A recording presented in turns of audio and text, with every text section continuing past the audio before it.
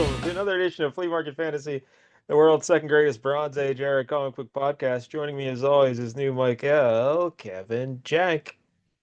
I'm here, Mike Dell, and if you ever wondered what humanity would become if War of the Worlds was a real thing, stop wondering because it's not very interesting. The answer is How pretty dare you? lame. How dare you? Today we are reading Amazing Adventures, issue 25 from 1974, and this stars Killraven. That's right. And Killraven. What a cool, badass sounding name. it is. It's a great name, yeah. Yeah. And I don't know. I didn't hate it, you know? Oh, we'll see. Yeah. All right. I So, found it confusing a lot of the time. Dynamite backup story, though. Dynamite backup story. The backup story and the oh. ads might really pull this one through. All right, there you go. Yeah. I forgot all about the backup story. I read this several days ago, but yeah, I do remember the backup story now. All right, all right. Yeah. So, yeah, before we get into all this, let's remind everybody if you're watching on YouTube, please like and subscribe. We're up to 452 subscribers. Picked up two more. Woo! All right. Inching ever so closer Yes. to being Again, able to read The Dark Knight Returns. that's right. If we get to 500, Jank is going to make me read The Dark Knight Returns, and I do not want to do that. So,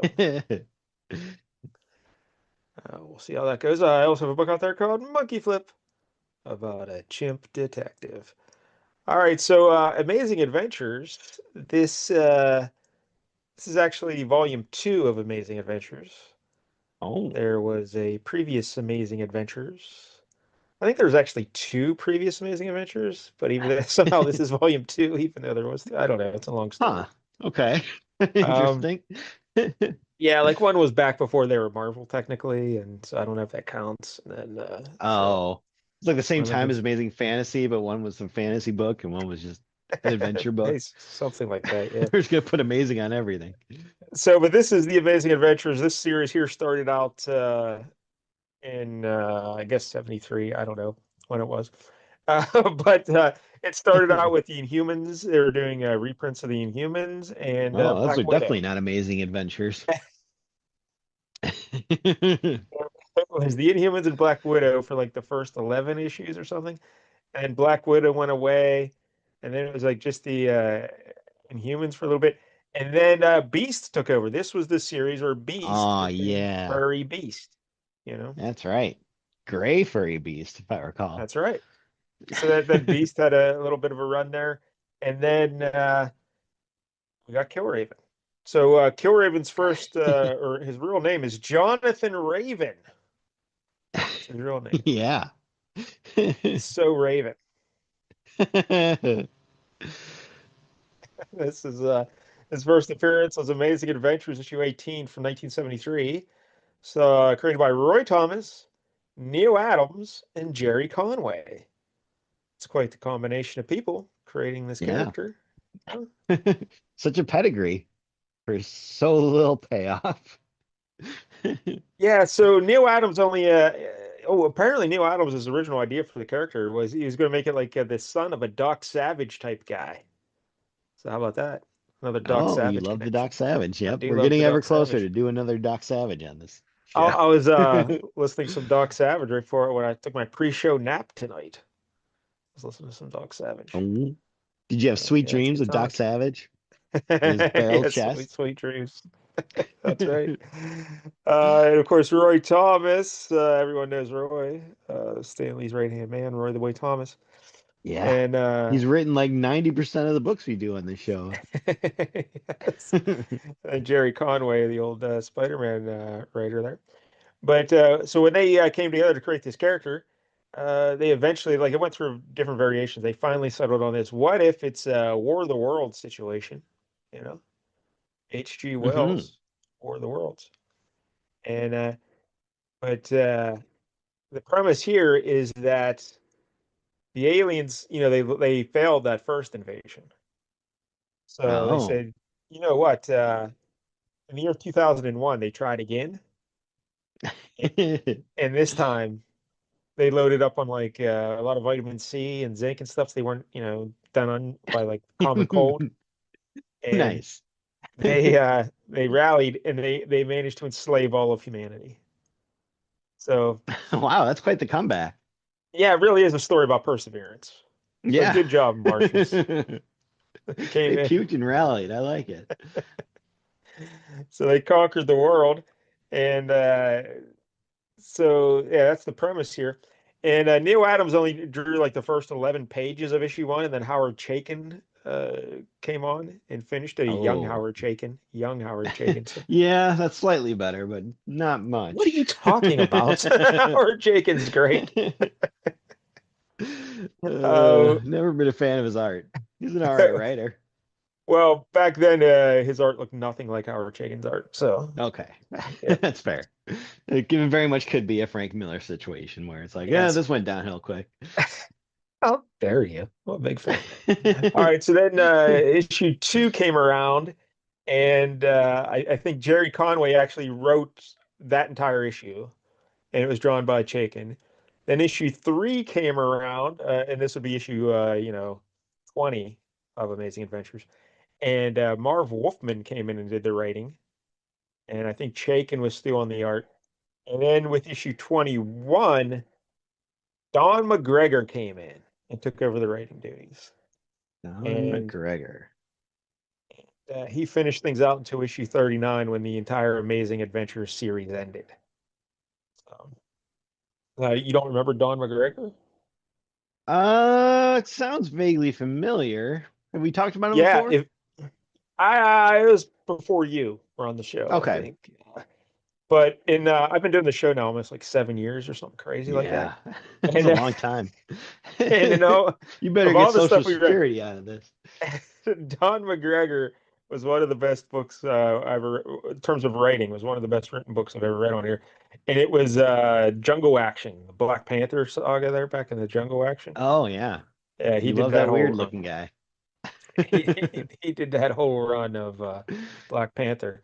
So yeah, Don McGregor came in here, and this is considered like this run here for Killraven. It's one of the highlights of Marvel's 1970s. Like everyone usually mentions Killraven as one of the highlights of Really? the decade. Yeah. I find that Uh, quite shocking having read it recently. I might want to, go all Seth Meyers and Amy Poehler and just do really? like, Really? yeah, if you check like best store Marvel stores of the 70s, most lists include Killraven. That's how I first found out about it all the years Wow. ago. I So mean, maybe the other issues are better, but this seemed the very light on plot. If you like seeing a man fight a guy up in a big saucer, oh boy. so the main I don't know who's the artist for this issue. I forget. Is it Buckler? I Rich think. Buckler. Yeah. Yeah. So we know Rich Buckler. He's we've done several of his books, like the Rich Buckler. But the artist McGregor is most famous for working with here is P. Craig Russell. He came in issues 27 through 39, and then he and McGregor reunited to do a Killraven graphic novel in 1983. So, Huh. I think it was like the seventh of the Well, Marvel graphic novels. And sure. so Killraven's appeared occasionally in other books since then, since Amazing Adventures. Like I think he was in a Marvel team up or something, with Spider-Man maybe. Oh, of course. Yeah. Uh, Somehow bring him to our time or something. I Yeah. think Spider-Man went to his time. Oh, okay. There you go. Yeah. So It's like a Flintstones meet the Jetsons situation. yeah, sort of, yes. But and then there were plans to do other series and one shots and stuff, but they never quite got pulled off there. So They good were old like, people Killraven. wised up. They realized this was big in the 70s, but not anymore. So like we said, the Martians came back in 2001. They took over humanity, and they forced some men and women to be breeders. Oh, man. What a gig, Come huh? now, Martians. Please. I'll welcome you with open arms if you can find me a lady. Jake has been waiting his whole life to be enslaved into being a breeder. Please. My junk is still And practically in mint condition. and then some of the Martians, some of the humans became collaborators, they are called. They became, little, they worked with the Martians and So that's them. And then there were other humans who were forced to become gladiators who fought Ooh. for the Martians' entertainment. And that's what happened Yeah, you to our gotta have buddy those. Jonathan Raven, is he was made a gladiator. He also had a brother whose name I can't remember. We'll call him I don't know, Billy. And so his brother Billy and him, but when they were gladiators, they gave him like wrestling names, like you got to have a working name, Oh, of course, yeah. and so that's how he got the name Killraven. That was his gimmick name. So he was Mm. Killraven, and his brother was known as Death Raven. They How about really, really like ravens, apparently. that? Well, that's their last name's Raven, So you gotta. Yeah.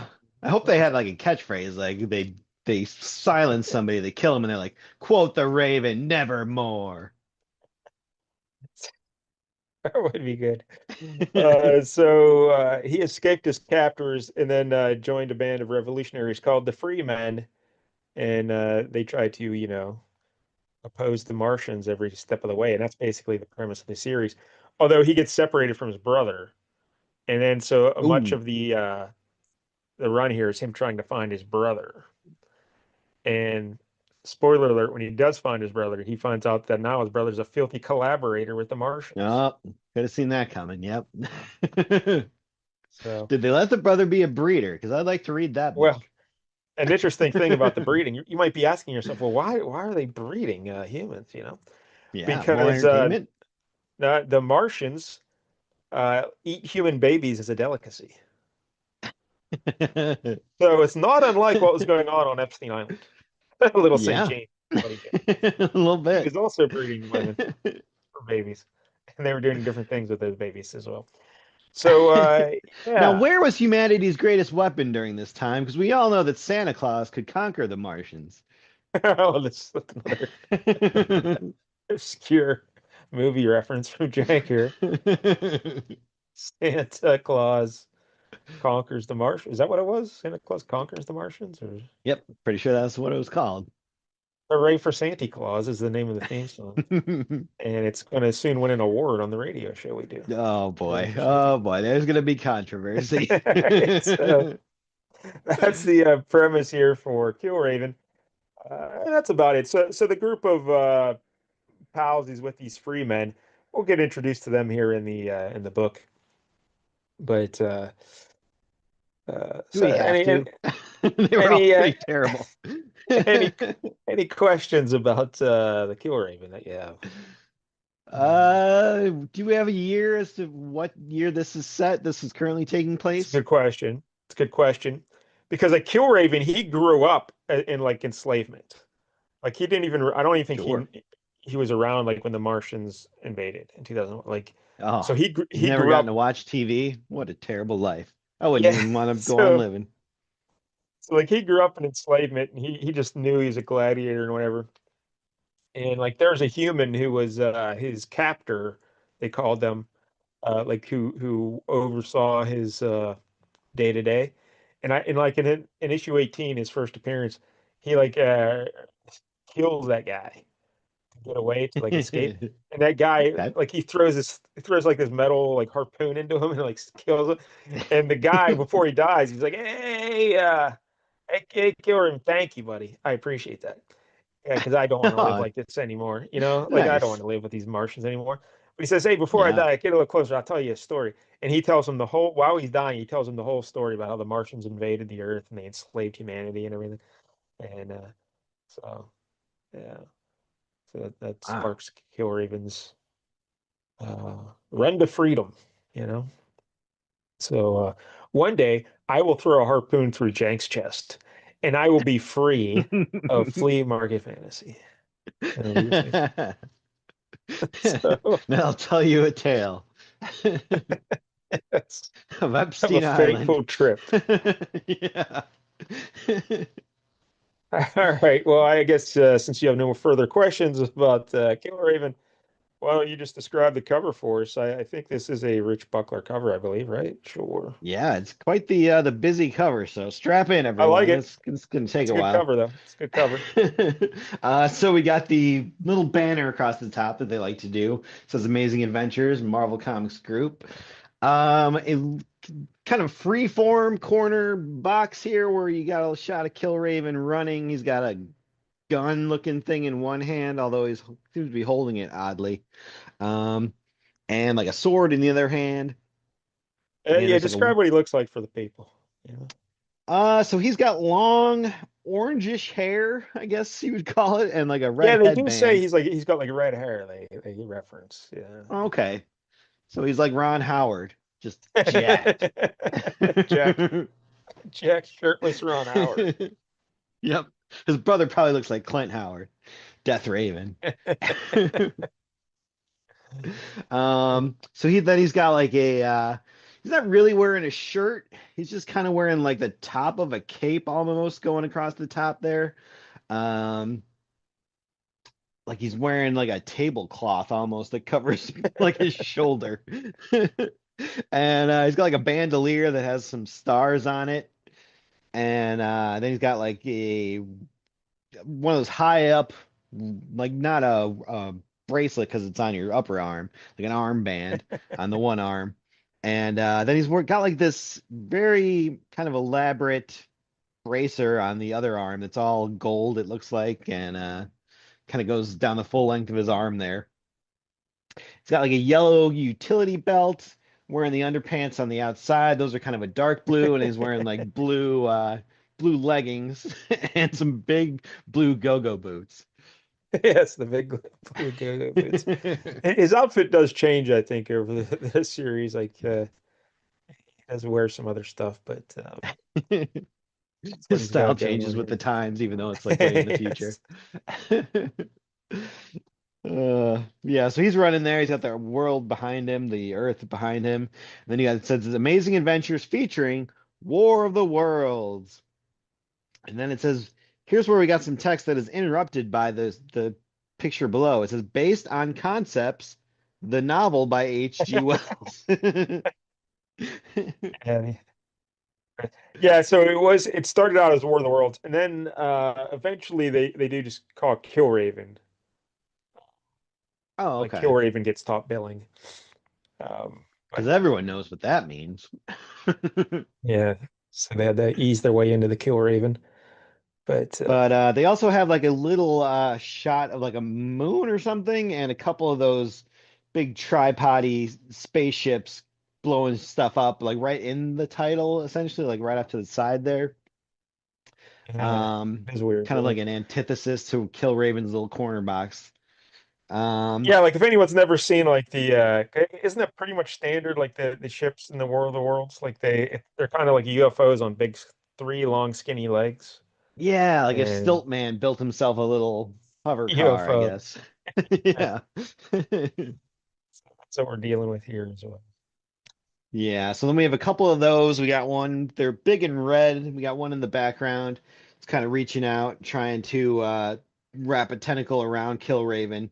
And there's one in the foreground that Killraven is on top of, and he is trying to take on the guy inside of that one who is now jumping out. He's got a knife in one hand, a big sword in the other hand.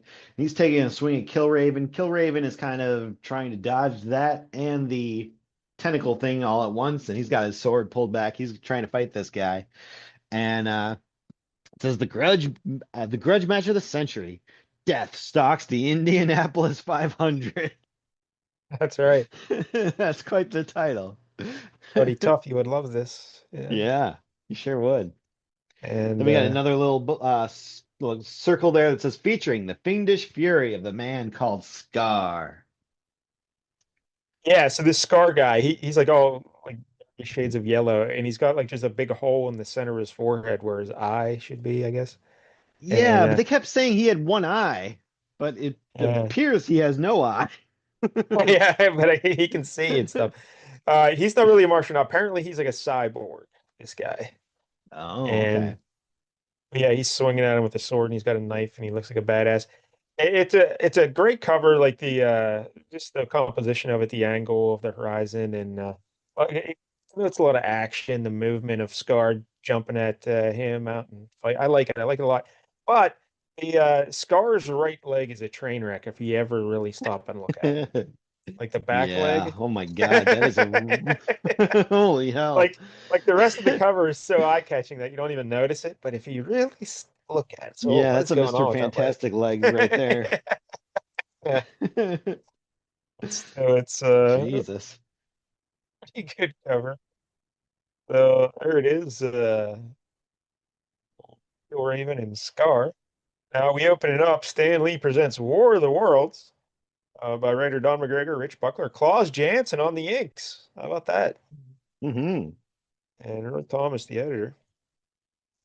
And yeah, this guy last week when Jank asked if he had found the right one, he's like, "Is it the one where Aquaman dies on the film?" I'm like, "What are you talking about?" But yeah, this guy does look like Aquaman when I He yeah, sure he does. does. He's So we blonde. get He's wearing basically an Aquaman outfit, practically. So I feel like this is their way uh, of taking a shot at Aquaman, which, it's justified. fair. Yeah. Yeah, so we get three vertical panels, and the first two are a little thinner than the third one, but it shows a guy who looks like Aquaman running away from one of these UFO tripod deals. Yeah, he's And trying to get to the water. oh, it's 2019. That's what year it is. Oh, okay. Damn. I could have been a breeder by now. I know, 6 years of breeding. Man is the endangered species hunted by alien invaders. And so, yeah, the second panel, one of the tripod's legs, it's got like spike on the end, and it's coming closer to him. And the third panel, it's just stabbing him right through the head. And Yeah. it's pretty amazing. So, It's just a this issue, big, like, little red, splot where his head was in the water. so this issue is called The Devil's Marauder. I guess that's the name of this big UFO that this Skar guy drives, called the Devil's Oh, Marauder. okay. So yeah, he Scar's out there hunting humans, and he just I don't know if that's a guy who got his head smushed, if that's someone we would know, or did they ever reference him by name, or I get the impression no. They didn't seem too just a broken up human? by it. Yeah. Yeah. But right after that, we see our buddy Killraven. He's flying by in a little ship, and he jumps off the ship and lands onto Scar's UFO thing. And but Scar uses one of the legs to like cut Killraven's back a little bit, and Killraven is trying to hammer his way into the canopy of the UFO. And Skar says, "Come on, you ignorant wretch. At least provide me with some amusement before you meet your maker." And the hellish tripod surface grows warm to the touch, and from warm to hot, and from hot to scalding, and from scalding to blistering. And yeah, so Killraven has to let go and goes falling down, and Scar's mocking him. Now, there is a lot of narration in this book. Yes. Boy, is That's there. an important thing to. Now, McGregor, he did the same thing in Jungle Action with Black Panther, but it was better. I, Oh, I I will say the narration in this might be a little unnecessary and overdone. yeah. Yeah, Yeah, it sure kind was. of. This felt like narration you put in the first issue too, not like 6 issues in or whatever.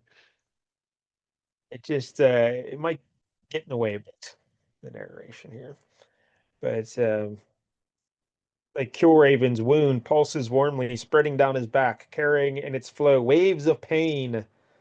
Another welt added to the gashes inflicted upon him in his youth while fighting in gladiatorial entertainment slaughters for Martian overlords, senseless diversions that were seemingly without design. But then they scarred more than his flesh in those days.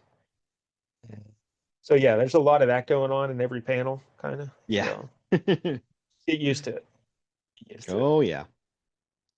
So you thought So high food prices were outrageous, right? In yes, 2019, Killraven and his Freemen fight for any kind of meal.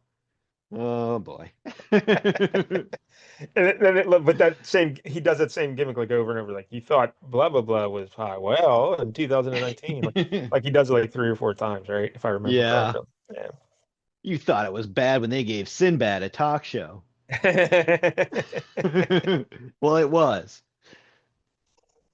So Killraven, he gets knocked off that UFO because he has to let go of the heat and everything, and he falls to the ground. And I was a little confused by this. Uh, old Skar just walks away. He just leaves him there. Yep. That was odd. He ain't scared. He can get And another one of these. yeah, Killraven, he's there on the ground next to that dead guy with the smushed head. He's like, he's leaving me here for dead. Well, that's your first mistake, Skar. And it's Skar, Skar. So Yes. please address your fan mail accordingly. Make sure you spell it right. Yeah. And not Skaar, like Planet Hulk. Ah, yeah, that's right. I forgot about that guy. You won't get the chance to make another when next we meet, and we shall meet. And but here's the thing about the Killraven I forgot to mention. He does have some Hmm. powers. Um, he's more than Oh, just a okay. dude because when he was being raised up through these gladiatorial things, they did like experiments on him, like chemical. They basically give him steroids or something. Yeah, give him some sort of Yeah. chemicals, and they gave him a power like he can project his consciousness into Martians, and so he can like take over the minds of a Martian, which is weird Hmm. that he can do that. That is But weird. Why isn't he using that on Scar? because I guess Because of Scar his technically missing isn't a eye? Martian, he's a cyborg. So Oh, I guess okay. yeah. Yeah, that's where it all falls apart. But because he kind of, I guess he can also have like visions and stuff. So that's kind of what we're getting here is he's getting a vision of what do they call it? Clairsentience, where he can Yeah, like they have different names for everything, and it's really annoying. he's basically when he's watching Scar walk away in his little UFO thing there, he's kind of putting his consciousness into either the machine or I don't know what, but he's seeing where this machine goes to. Like it's basically the Indianapolis 500 racetrack, and it's been repurposed now by the Martians for like a research and development area for new weapons and tripod UFOs, where they just test out the next wave of human hunters. You know, Oh. so he's envisioning all that, and then his buddy comes along, Mshula, Mshula, Yeah, I'm gonna go with Mishula. Mishula, Mishula. Michelin tire man. Now, Mishula, he's a black fella, and he's like another. I don't know if he was a former glad. I should have really done more research on Mishula, He but looks like he'd be a gladiator. yeah, he's a big jacked fella, and he wears a not a wacky, a classy white outfit with I mean, it's yellow kind of wacky. There's a underboots. lot of frills on the shoulders. I don't know. But he's like Killraven's. I don't want to say his sidekick because he's like equal to Killraven. He's kind of like they're two fellas working together to take down these Martians. You understand? Yeah. And I believe the word is Eskimo brother. and then there's another guy called Old Skull who's with them. Yeah. Who Old always Skull. calls himself Old Skull, talks in the Yes. third person. Yeah, Shula, Old Skull can't fly this thing. He really can't. Shula. And he says, you'll do fine, Old Skull. A little bit of hardship's good for your character. And he jumps down to rescue Killraven there. And they're talking it out. And he's like, yeah, yeah, whatever. Um, we'll see Yeah. how yours holds up while we. Oh, yeah, because he's asking how his back's doing. And he says, we'll see how yours holds up while we set up camp. So they're going to set up camp. And Yep. now there's a couple other people here with them. There's a lady named, I think it's a Camille Frost, is her name. Don't know if that's Yeah, I any think relation to Emma Frost. I don't think it was so. yeah. Or wasn't it Carmilla the vampire in that movie we watched, Vampire Lovers? I'll take your word for it. Yeah, I can't Oh, remember. I mean, I know you didn't weren't a fan of that movie, but you gotta remember her. Yeah, she was something, I guess. Yeah. But this Carmilla, we'll call her Miss Frost. She's a white lady, and she's like her and Mshula are basically a couple at this point, and they share a comic's first interracial kiss. So how about that? Whoa. Killraven's breaking ground here. First interracial kiss. And this Miss Frost, she's also a little weird because she has her own clone monkey, like this monkey guy. Oh. I can't Yeah, remember I what did his monkey notice guy's that. name is. He really didn't do anything, but he was there in like one Yeah. panel, so that's good. That's like she has her own little clone monkey guy. So, Yep. and then She's there's living another, your dream. and then there's another guy called Hawk. I think he's like a Native American guy, and he's part of this group. Now, They ran there's out of also adjectives to put in front of Raven, apparently, so they had to pick a different bird finally. another lady who's not in this issue, but she's in a lot of these stories. Her name is Mint Julep, and she's Yeah, basically they did mention her, and I was like, what? uh, There's somebody named Mint Julep. This is there is someone ridiculous. named Mint Julep, but she's almost like who's the lady from Guardians? Mantis. And she's kind of like she was a human who was uh, uh, what's the word I'm looking for? Genetically modified with a plant. Because the Martians were doing all these experiments on humans. They're doing all kind of Okay. experiments. So they made mint julep from one of their little experiments with a human and a plant. So and she's all Oh, green. you know what that So. actually reminds me of? Gremlins 2. Everything reminds you of Gremlins too. Try to work that into every conversation. There was a gremlin member who like drank the vegetable formula and he was like growing weird vegetables out of his face. Yeah, mint julep looks pretty cool though. She's just like an all green lady with like a white hair, I think, and Oh. yeah, she's an adventurer as well. I would call her Shamrock Shake. That would be pretty good. Uh, so they camp out and they're having little discussions here. Now this Miss Frost, she doesn't really like this Killraven, it seems. She's No. not really giving it to him pretty good there, you know. Except I still don't really know what the actual issue was. They were just kind of arguing for no good reason. Well, Probably because he her wants to bang Mishula as well. I don't know. she's mad because she says he's too hot-headed and Yeah. he's too worried about getting vengeance instead of working to take down the Martians. You know, like he makes this too personal. They got to keep their eyes on the big goal here. And so it does play into the theme of this issue and Killraven's character development because by the end it seems like maybe he learns a lesson here at the end. But so that's what they're Maybe. arguing about. And because he wants to go after that Skar guy. He's like, I got to get that guy, you know? And they're like, hey, just let it go, you know? We got other things to worry about. And he's like, no, I got to get that Skar guy. And so they're debating what to do and they're arguing and stuff. And what's her little, does she call her monkey guy and me? I don't know. Um, She's like, stop playing martyr kill, or even maybe you do have the potential to be a great revolutionary, but you'll never be anything more than a what is this?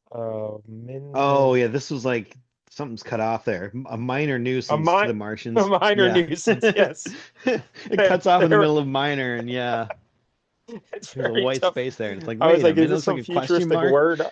I don't Yeah. know. No, it's just minor nuisance with a What's bad a printing. mink? And why is it a Yeah, question? that's right. But you'll never be more than a minor nuisance to the Martians until you learn how to question. And he's like, questions. You'd have us debate this war, sitting around desks discussing diplomacy. Yes, I know such words, woman. Take the scorn out of your eyes. It'll stay there until you earn more than scorn. I'll hear no more of this kind of talk. And Mishula yells, Killraven. And he's like, what did you call me? Because he doesn't like being called Killraven. Because that's his Oh, slave name, like they well, call him. he's gonna hate it when they start calling the book that. Yes. And Mishula's like, you can shout and curse if you want, but I'll not stand by and watch you hurt Carmilla. Oh, Carmilla is her name. Not to be confused with Carmella, who is That's right. Fabulous. Tuffy would really love this book then. Killraven, and then old Mishula just backhands him. He's like, Killraven, I followed you through more hells than plague my sleep, but I said, leave go of her, and he just cracks him in the face. And he's like, we can end it right here. Ask it, and Carmilla and I will leave with the morning sun. Killraven makes a fist, but then he opens his hand and extends it to his buddy, and he's like, in terms of hells, I've been burned anew. I ask you to stay, brother. So yeah, it's I don't know if I like the way they talk, you No, know? I Yeah. flat out hate it. It's ridiculous and I don't know, confusing at times, also just annoying at other times, and yeah, We just we using words wrong or using them in weird future, forms. The language has evolved and not in a good way. yeah, I should also mention that when Killraven was being raised up and under Martian control and everything, and they're doing these experiments, they his captor guy, he fed his brain with all sorts of knowledge about the like Earth history and Oh, of course. so to me it sounds like he fed him a lot of Conan the Barbarian books. And because he talks a lot like Conan to me, I don't know in those old Yeah. Robert E. Howard stories, but I'm not really a fan of how he talks. I'm not a fan of So how anyone talks. Old Skull, especially. Old Skull need to do this. Like, shut up. Why are you all talking? shut up, old skull. So they decide to stay together as a bunch of chums, and they go to the Indianapolis 500 because he wants to get even with this Skar guy. Yeah. And, They list some great names from the Indianapolis 500 of old, yes, which I really like this guy, Gordon Johncock. Gordon That's Johncock. quite the name. That's pretty cool though. In 1973, they're imagining what future Indianapolis 500 winners will be called. What about John? What about Gordon Johncock? Like we got Hancock, why not Johncock? Augie Duesenberg. Yeah, that sounds like a guy who's going to win the Indianapolis 500. Yeah, he sounds like a tough guy. A lot of tough guys named Augie. Ray Herown. I don't know, but and then Gordon Johncock. So yeah. Killraven had come across a can. Once Killraven had come across a can marked STP left in the Oh rubble yeah. of late 20th century products, but they were anonymous letters. He could not understand, and he soon determined it was not edible. So he tried to drink STP. He tried to drink the Stone Temple Pilots. It never And ends since well. cars had long since become extinct, 100-year-old dinosaur done in by fuel shortages, pollution, and the scientific wonder child of the 1990s, the trans belt conveyor, he never did understand the symbols. So Uh, just cities everywhere had trans belt conveyors on every road and no need for cars. yeah. By 2001, they had a lot of expectations, apparently. Oh, and they divided the story into chapters. This is chapter two, The Vengeance Threshold. That's the name of it. Mm. So the 500, rather than perfecting and adding safety features to automobiles, it has been redesigned to assemble and test out the most dangerous Martian tripods. Uh, Yep.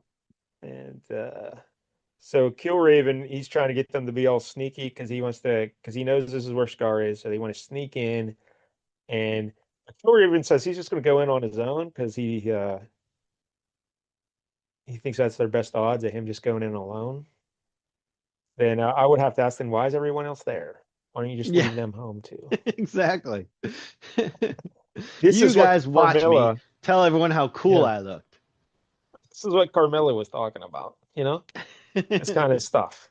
He's supposed to be a Yep. great revolutionary, not in it for himself, So yeah, she's not happy about any of this, but they let him go in. So now we cut over and we see Skar and we see a human guy, and this human guy's like his little helper. He's polishing up his little tripod or whatever. And his name is Hobie. I don't know if you caught on to that because McGregor does that gimmick several times too.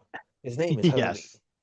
Yeah. Boy, did he Yeah, love that gimmick. yeah, I did not like that gimmick. I did not like No. and he fantasizes about making the escape uh, that Gort tried the day before. Oh, so that guy who got stabbed through the head was Gort, I guess. Oh, okay. And Huh. Yeah, I didn't even catch that. Because I yeah, figured like they were somewhere else earlier. I didn't think they were going back to the same place they started off this issue at. so the slave Tricanic, as he's called. Ugh. Uh, Yeah, again, just why do we have to overcomplicate everything? the slave Tricanic's name is Hobie. We already learned this. But Yeah. Skar could care less. Flesh and blood are fragile terms that make his victims vulnerable. And he kicks Hobie in the face, and he's like, nothing more. Uh, and besides, the grueling killing ground is about to begin. Uh-oh. And there are more victims awaiting. So Killraven's sneaking in, and he's got just a link the chain with him as a weapon. Yeah. And, You wouldn't think he'd be so effective. This is the great hope of humankind. He's got a chain. Look out. I would, well, I don't know. I wouldn't want to fight a dude with a big thing of chain swinging at me. But This is kind of like that Simpsons episode where they like were chasing the aliens out with a board with a nail through it. no, remember what was that book we read where the guys they had a revolt with just headbands? Remember that? Oh yeah. It was like a backstory in That something. was with just headbands. No, I was I thinking of think it was that a Superman Superman, issue. wasn't it? Super, Yeah, yeah, I the think it was a Superboy. Superman issue. Yeah, the Christmas one, right? Yep, yep. Yeah, the backstory in that. Yeah, they lead a revolt with just headbands. They have the headbands. To be fair, those were against other people that didn't know clearly didn't know why they were fighting in the first place. They were just angry because there was no Christmas. No, that was like a different world. That was like a different world. That was the Yeah. backstory. Yeah, it was completely different. But Yeah. so this guy, he comes along. Killraven sneaks up behind him and throws a link of chain around his neck, chokes him out. And then Hobie comes down because his name is Hobie. Seriously, they do it again. The slave Yep. Tricanic's name is Hobie. And as he climbs down from the platform that the Devil's Marauders just vacated, his mouth is sour with the taste of blood. He squints through starred glass because his glasses got busted, knowing he'll spend the rest of his life squinting in that manner. So they're not going to give him any more new glasses, I guess. That's poor Hobie. And then, like a panel later, the slave Tricanic's name is Hobie, and he is about to meet a vengeance-driven Killraven. But when he sees Killraven, he's like, "Hey, wait a minute! Let's not do anything rash. We can talk about this, can't we? We can't." But he calls him Killraven, and he's like, "Hey, how do you know my name?" Yeah, I never met you before. He's like, yeah, you were on that TV screen they show us in slave camp. Yeah, you're like famous. You inspired me. That's why my name is Hobie. Have I mentioned my name is Hobie? So my name I'm is Hobie. curious like a cat. That's why they call me Whiskers. So, so they start chatting it up, and they work together to hide the body of that guy that Killraven choked out. Maybe I guess he killed him. I don't know. Yeah. They hide his body, and he's like, "I want to get the man with one eye. I want him." You know, Yeah, the man with one eye who doesn't have an eye. So I don't know where he's it's keeping just his a eye kid. He doesn't have a at. nose either. He doesn't have a Yeah. nose either. It's like just a mouth and a big hole in his forehead where his eye should be. And you must be talking about Skar. He's a real sickie, Killraven. He doesn't test those tripods for the Martians as business. He does it for pleasure. So they show Yep. Skar going out on a tripod, and Killraven's like, enough. This Skar, where is he now? Today for Skar, those machines will bring no pleasure. Today, Skar's pleasure ends. This Killraven. He's a real piece of Yeah. work. A lot of fun. So uh he's telling where he Killraven where he can find Scar's like, hey, look, Scar's in the Marauder. In about 30 seconds or less, those tripods going to take off like banshees. Oh, hey, mind if I call you KR? That's what Mashula the Black called you. Yeah, Mashula. They just remind everybody that he's black. They actually call him Mashula the Black. So and So maybe not as progressive as that interracial kiss would lead you to believe. but this is funny. That's what Mashula the Black called you. And then Killraven says, last night he didn't. Oh man. Last night he called me daddy.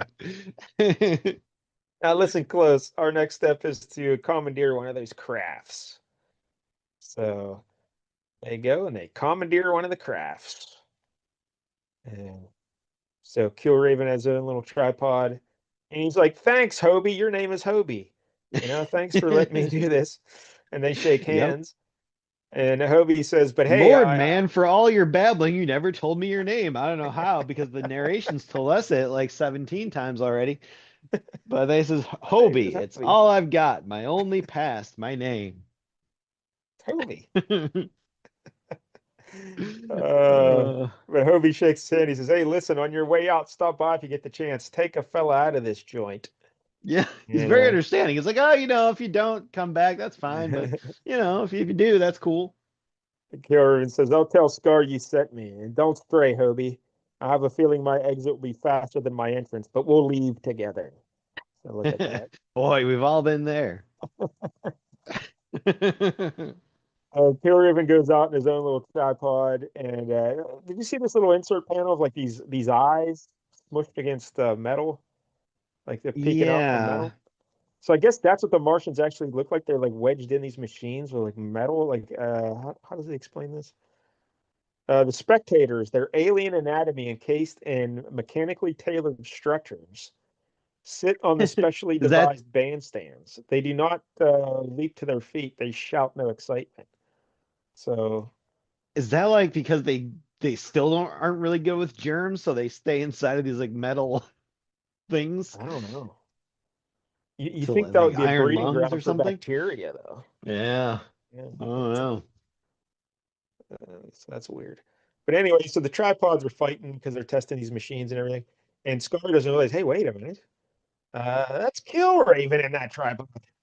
And Killraven He's hops still out got of the that tripod. chain. Oh my God, run away.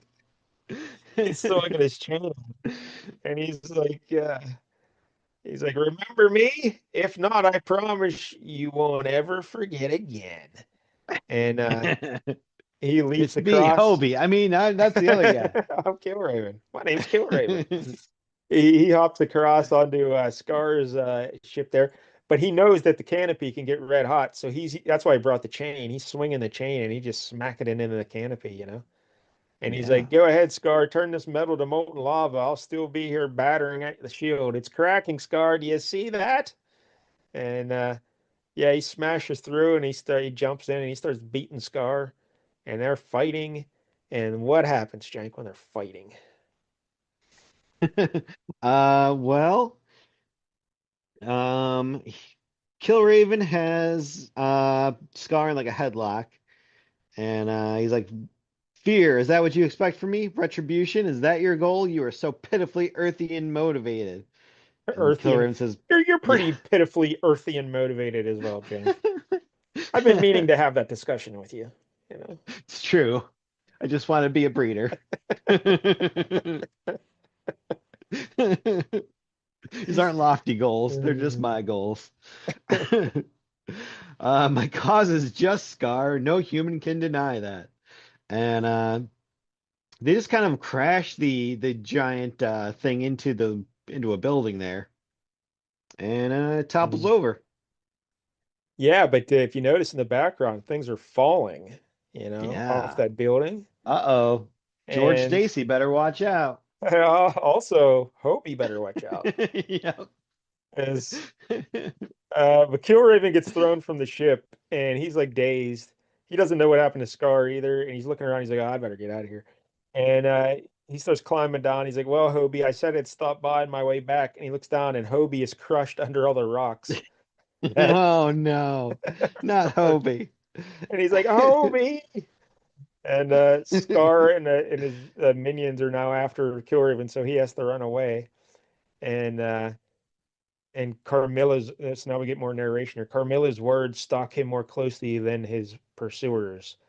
So the mighty warrior subverts his cause again in the name of vengeance. Don't you ever ask why? That's what she said earlier. And he's like, once he loses his pursuers, he pauses, eyes hardened with loss, and his lips whisper one word. The answer almost kills him. So, yeah, I guess he doesn't ever ask why. But on the ground, we see Hobie dead and his glasses shattered. Poor It's Hobie. probably for the best. I think those glasses like broke in his eyes earlier, so he probably wouldn't be able to see anymore. So, next issue, this Serpent Beast of Battle Creek. That's next issue. Yeah, But all right, so before we get to the backstory, that's Killraven. Um, sure was. I actually enjoyed it to an extent because I did like if you can get through the right, like if you can understand and follow the story here. Yeah, Carmilla is warning him, you got to change your ways here. And we see it comes back to bite him in the ass at the end when it kills Hobie. His name is Yep. Hobie. So it, Not Hunta Hinte. so it might be interesting to see like does this really change his ways now? Does he become more self-aware and like, more team oriented, less for himself and vengeance. He's become a bit more smarter about how he goes about his business. So I would Does he be become a intrigued to more see that. vigorous lover and also a more loud lover? So so I didn't hate this. The art by Buckler here, it's not the best. It's nowhere near No. good Rich Buckler. Because I'm guessing he's 73 or 74 here, so I'm guessing he's a young fella here. Um, the writing, it's just overdone. There's too much. He got in his own Yeah. way. He just got in his own Yeah. way. Like when you describe the story, it's like, oh, okay, that's not a terrible story. But reading it, I was just like, this Yeah. sucks. Yeah. I don't like any of this dialogue. I don't like this narration. I hate all of this. Like Killraven's not very likable, I don't think. No. I I don't know. He's just not a guy I'd like. So maybe this is a character change, and he becomes, and that would be something. Maybe that's Yeah. why this story arc is so revered because he does go through a big arc with them. Maybe that's why they like it. But just this is my first exposure to Killraven. I didn't like the guy. I just don't like Yeah. He is no Ron Howard. He's like he's completely humorless, and I guess yeah, you can't be. I guess it's not a barrel of laughs being enslaved by Martians, you Yeah. know. But I don't know. Maybe have a little bit of charm. Maybe. Yeah. Have some good interactions with your band of brothers there, but no, Yeah. they were all pretty terrible. Yeah. I didn't really care for them I, either. I that Carmela was a good looking lady, so I like that. Sure. And that monkey guy. I'd like to learn more about the monkey guy.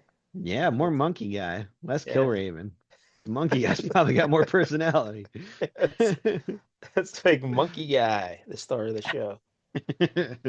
So, all right. So there's Killraven. Now let's get to this backup story because I'll let you walk us through this backstory because you're a big fan of the backstory here. Sure. Um, So this is just kind of, I guess, the amazing adventures part where they're just, they have backup stories of weird, wild tales. And so there's an old man who is talking to like a younger man, who is, sitting weird with his hands folded. I don't know what this young man's problem is, but he's like, yeah, I tell you that only fools believe in the impossible. That is my official position as Minister of Enlightenment, and it is my personal aw, I'd conviction too. like to be the administrator of enlightenment. That'd be good. Yeah, that'd be pretty good. Yeah. Even Secretary of Enlightenment. Assistant to the So, general manager of enlightenment would be pretty nice. yeah. And by the way, this is a reprint of the seventh story from Journey into Unknown Worlds, issue 56. And Mm. that came out in 1956. So this is a reprint from an earlier. Yeah, you could tell. It's very old fashioned, but I like it because it's like the Whistler. There's a good little twist at the I end. was going to say it actually reminds me more instead of, but yeah, the twist like the Whistler. But this would be a Dimension X, X minus one plot more. Oh yeah, Yeah. yeah. All right. for Oh, those are sure. old radio shows we're discussing right now. Yeah. Yeah. Read all about that in the latest newsletter. That's right. That's right. Did you read the newsletter, my author newsletter this week, Jack? I at least perused it. Ah, the Whistler's in there. Yeah, I yeah. know, I saw Ah, it. Yeah. I mention you in every newsletter, so you should read it. Oh, I really should. Yeah. All right, but anyway, are you ready for the impossible? So take it away. Yeah. So this guy's like, yeah, we have a small, compact country. Like we're pretty land enclosed. We don't even have any lakes or anything. So we thought it was pretty weird one day when we just kept getting a bunch of Morse code saying SOS. We're like, that's weird. Like that's not right. So all the people could hear it, and they're all like, "What the hell's going on? Like we got nothing but dry land here. This doesn't make any sense." So this guy is like the leader. I don't know if he's the mayor or the president or whatever he is of this land here. But he's like, we got to put a stop to these idle pranksters who delight in beclouding men's minds by misusing his radio apparatus. And so first he goes on the radio. And he's like, yeah, you punks, you knock that off. We're gonna prosecute you to the full extent of the law. But it just got worse after that. Just kept going. There's increased intensity. So they're like, all right, now we got to get the government radio technician involved here, and he's going to trace the signal to find out exactly where this, SOS is being broadcast from, and they're going to shut it down. So they go there, and it turns out the call was coming from inside the house because it was coming Yeah. from his very own house. He's like, well, that doesn't make any sense. This is my house. And they're like, shall we search the house, sir?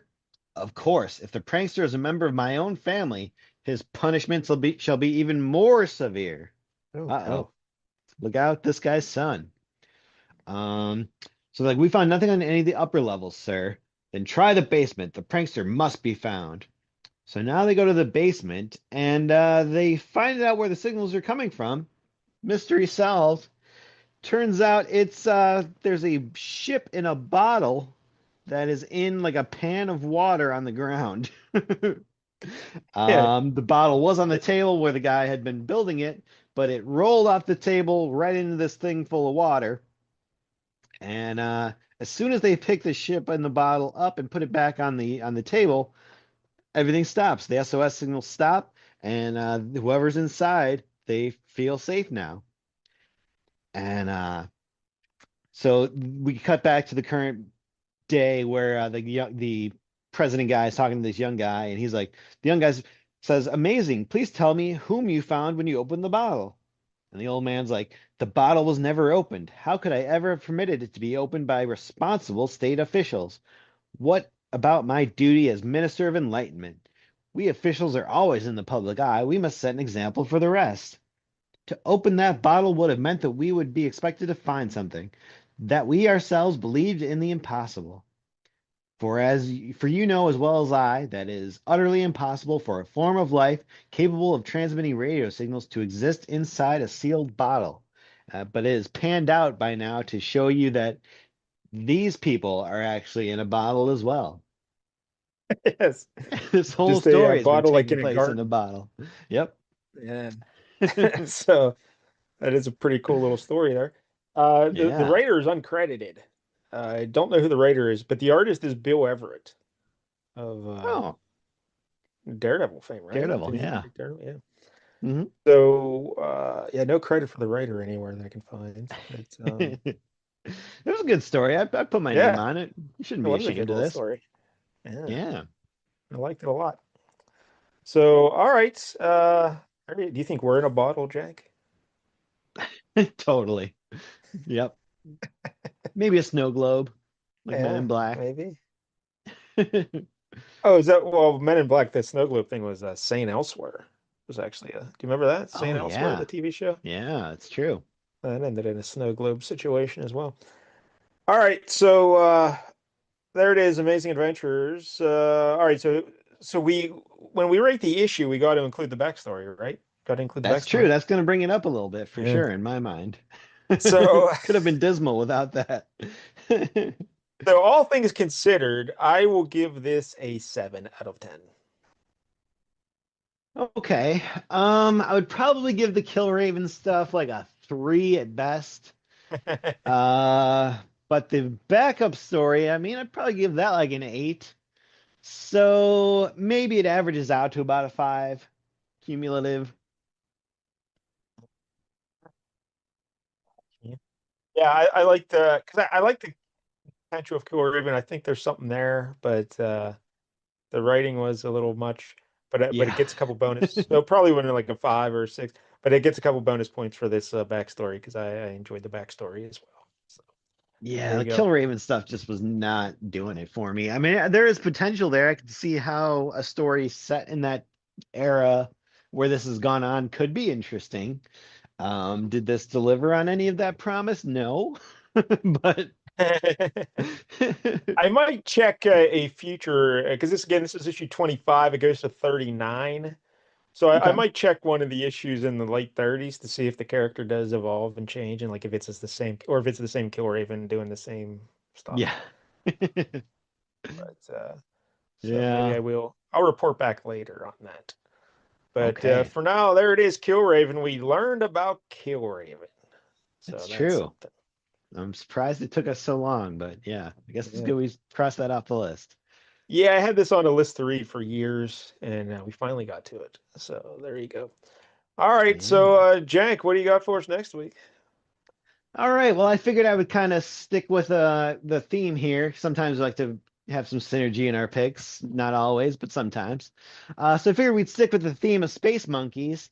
And we're going to talk about aliens next week because we're going to be doing Mhm. Aliens from 1989, issue number 2.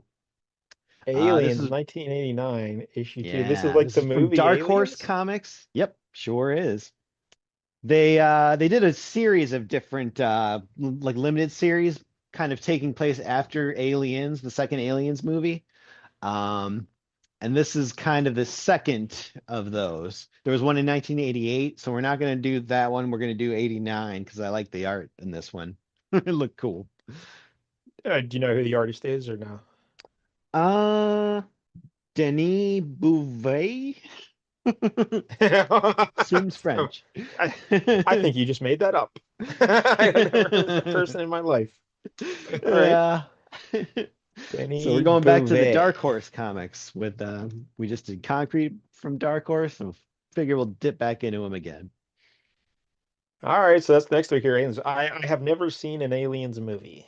Yeah, you should probably watch at least the first two to get caught up. So there you go. All right, so that's next week here on the big show. Again, if you're watching on YouTube, please like and subscribe. We appreciate the support. And until then, don't get any jank on you.